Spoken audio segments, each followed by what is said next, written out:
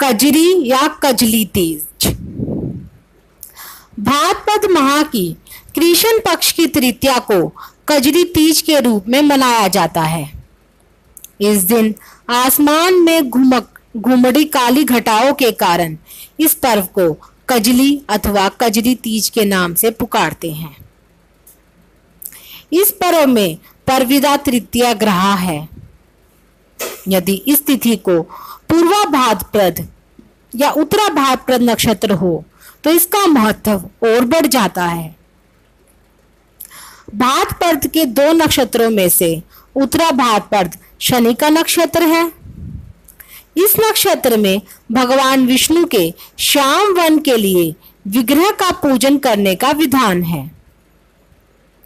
किसी भी भाद्रपद नक्षत्र में शनिदेव वह भगवान श्री कृष्ण के पूजन का विधान है। शब्द कजली का अर्थ है काले रंग से। शास्त्रों में शनिदेव का स्थान काले मेघों के बीच माना जाता है तथा शब्द भाद्रपद से ही शनि की बहन भद्रा उत्पन्न हुई थी। शब्द भाद्रपद का अर्थ है जिनके श्री चरण सुंदर हो, अर्थात श्री कृष्ण व शनिदेव। क्योंकि कजरी अर्थात कजली तीज पर भगवान विष्णु के श्यामल वन लिए विग्रह का पूजन सर्वश्रेष्ठ माना जाता है। कजरी तीज पर सुहागने तथा कंवारी कन्याएं पार्वती के भवानी स्वरूप का पूजन भी करती हैं। कजरी तीज पर 3 बातें त्याज्य मानी जाती है। पहला, पति से छल कपट। दूसरा, मिथ्याचार एवं दुर्व्यवहार। तीसरा, परनिंदा। सुहागने कजरी तीज को अपने पीहर अथवा अपने मामा के घर मनाती है। इस दिन विभिन्न प्रकार के पकवान बनाकर सुहागने अपनी सास के पांव छूकर उन्हें भेंट करती हैं। यदि सास ना हो तो जेठानी या किसी वयोवृद्धा को देना शुभ होता है। कजरी तीज पर पैरों में मेहंदी लगाने का विशेष महत्व है। लोक मान्यता के अनुसार इसी दिन गोरा अर्थात पार्वती विरहाग्नि में तपकर काली हो गई थी।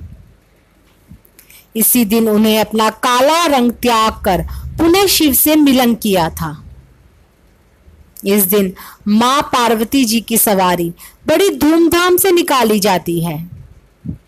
पीपल, कदम्ब और बरगद के पत्ते मां भवानी, श्री राधा कृष्ण और शनिदेव का पूजन कर चढ़ाए जाते हैं। उत्तर प्रदेश व बिहार में लोग नाव पर चढ़कर कजरी गीत गाते हैं। वाराणसी व मिर्जापुर में इसे बड़े हर्षोल्लास के साथ मनाया जाता है। ये तीज के गानों को वर्ष गीत के साथ गाते हैं। राजस्थान के बूंदी स्थान में इस तीज का बहुत महत्व है। इस दिन यहाँ बड़ी धूम होती है। भादों के तीसरे दिन को ये बहुत हर्षोल्लास के साथ मनाते हैं। पारंपरिक नाच होता है। ऊंट, हाथी की सवारी की जाती है। इस दिन दूर दूर से लोग बूंदी की तीज देखने जाते हैं। कजली तीज नाम क्यों पड़ा? पुराणों के अनुसार मध्य भारत में कजली नाम का एक वन था। इस जगह का राजा दादूदेरू था। इस जगह में रहने वाले लोग अपने स्थान कजली के नाम पर गीत गाते थे, जिससे उनकी इस जगह का नाम चारों ओर फैले और सभी से जाने। कुछ समय बाद राजा की मृत्यु हो गई और उनकी रानी नागमती सती हो गई, जिसे वहां के लोग बहुत दुखी हुए और इसके बाद से कजली गाने पति पत्नी के जन्म जन्म के साथ के लिए गाए जाने लगे। इसके अलावा एक और कथा इस तीज से जुड़ी है। माता पार्वती शिव से शादी करना चाहती थी। लेकिन शिव ने उनके सामने शर्त रख दी कि वह भोला की अपनी भक्ति और प्यार को सिद्ध करके दिखाओ। तब पार्वती ने 108 साल तक कठिन तपस्या की और शिव को प्रसन्न किया। शिव ने पार्वती से खुश होकर इसी तीज को अपनी पत्नी के रूप में स्वीकारा था, इसलिए इसे कजरी तीज कहते हैं। बड़ी तीज को सभी देवी देवता शिव पार्वती की पूजा करते हैं। कजली तीज मनाने का तरीका। इस दिन हर घर में झूला डाला जाता है और औरतें इसमें झूलकर अपनी खुशी व्यक्त करती है। इस दिन औरतें अपनी सहेलियों के साथ एक जगह इकट्ठी होती हैं और पूरा दिन नाच गाने मस्ती में बिताती है। औरतें अपने पति के लिए व कुंवारी लड़की अच्छे पति के लिए व्रत रखती हैं। तीज का यह व्रत कजली गानों के बिना अधूरा है। गांव में लोग इन गानों को ढोलक मंजीरे के साथ गाते हैं। इस दिन गेहूं, जौ, चना और चावल के सत्तू में घी मिलाकर तरह तरह के पकवान बनाते हैं। व्रत शाम को चंद्रोदय के बाद तोड़ते हैं और ये पकवान खाकर ही व्रत तोड़ा जाता है। विशेष तौर पर गाय की पूजा होती है। आटे की 7 रोटियां बनाकर उस पर गुड़ चना रखकर गाय को खिलाया जाता है। इसके बाद ही व्रत तोड़ते हैं। कजरी अथवा कजली तीज की कथा। यहाँ बहुत सी कथाएं प्रचलित हैं। अलग अलग स्थान में इसे अलग तरह से मनाते हैं, इसलिए वहां की कथाएं भी अलग हैं। एक साहूकार था, उसके 7 बेटे थे। सतुड़ी तीज के दिन उसने बड़ी बहू नीम के पेड़ की पूजा कर रही होती है, तभी उसका पति मर जाता है। कुछ समय बाद उसके दूसरे बेटे की शादी होती है। उसकी बहू भी सतुड़ी तीज के नीम के पेड़ की पूजा कर रही होती है, तभी उसका पति मर जाता है। इस तरह उस साहूकार के 6 बेटे मर जाते हैं। फिर 7वें बेटे की शादी होती है और सतुड़ी तीज के दिन उसकी पत्नी अपनी सास से कहती है कि वह आज नीम के पेड़ की जगह उसकी टहनी तोड़कर उसकी पूजा करेगी। तब वह पूजा कर ही रही होती है कि साहूकार के सभी 6 बेटे अचानक वापस आ जाते हैं, लेकिन वे किसी को दिखते नहीं। तब वह अपनी सभी जेठानियों को बुलाकर कहती है कि नीम के पेड़ की पूजा करो और पिंडा को काटो। तब वे सब बोलती हैं कि वे पूजा कैसे कर सकती हैं जबकि उनके पति यहाँ नहीं हैं। तब छोटी बहू बताती है कि उन सब के पति जिंदा हैं।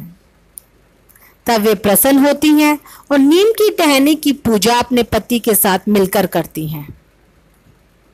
इसके बाद से सब जगह बात फैल गई कि इस तीज पर नीम के पेड़ की नहीं बल्कि उसकी टहनी की पूजा करनी चाहिए। एक अन्य कथा। एक किसान के 4 बेटे और बहुएं थी। उनमें से 3 बहुएं बहुत संपन्न परिवार से थी, लेकिन सबसे छोटी वाली गरीब थी और उसके मायके में कोई था भी नहीं। तीज का त्योहार आया और परंपरा के अनुसार तीनों बड़ी बहुओं के मायके से सत्तू आया, लेकिन छोटी बहू के यहाँ से कुछ ना आया। तब वह इससे उदास हो गई और अपने पति के पास गई। पति ने उससे उदासी का कारण पूछा। उसने सब बताया और पति को सत्तू लेने के लिए कहा। उसका पति पूरा दिन भटकता रहा, लेकिन उसे कहीं सफलता नहीं मिली। वह शाम को थक हार के घर आ गया। उसकी पत्नी को जब पता चला कि उसका पति कुछ ना लाया, तब वह बहुत उदास हो गई। अपनी पत्नी का उदास चेहरा देखकर चौथा बेटा रात भर सो न सका। अगले दिन तीज थी, जिस वजह से सत्तू लाना अभी जरूरी हो गया था। वह अपने बिस्तर से उठा और एक किराने की दुकान में चोरी करने के इरादे से घुस गया। यहाँ वह चने की दाल लेकर उसे पीसने लगा, जिससे आवाज हुई और उस दुकान का मालिक उठ गया। उन्होंने उससे पूछा, यहाँ क्या कर रहे हो? तब उसने अपनी पूरी गाथा उसे सुना दी। यह सुन बनिए का मन पलट गया और उससे कहने लगा कि अब तू घर जा, आज से तेरी पत्नी का मायका मेरा घर होगा। वह घर आकर सो गया। अगले दिन सुबह सुबह ही बनिए ने अपने नौकर के हाथ 4 तरह के सत्तू, सिंगार व पूजा का सामान भेजा। यह देख छोटी बहुत खुश हो गई। उसकी सब जेठानी उससे पूछने लगी कि उसे यह सब किसने भेजा। तब उसने बताया कि उसके धर्मपिता ने यह भिजवाया है। इस तरह भगवान ने उसकी सुनी और पूजा पूरी करवाई।